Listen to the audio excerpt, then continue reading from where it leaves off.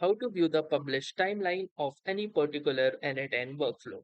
So hey guys, welcome to this tutorial. In this quick and simple tutorial, I'm going to show you how you can view the published timeline or the publishing history of any particular n8n workflow.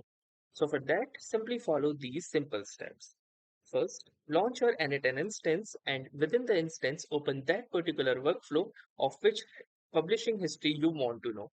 Then, once that particular instance has been launched, simply click onto these three dots. And from here, if you can find, you can check for settings. But if you cannot find them here, you can simply click onto this drop down arrow just besides publish. And from here, click view timeline. This will show you the history of all of the published and along with the versions and the date and time. So that's how easily you can find the publishing history or the published timeline of your n8n workflow. So thanks for watching and have a nice day.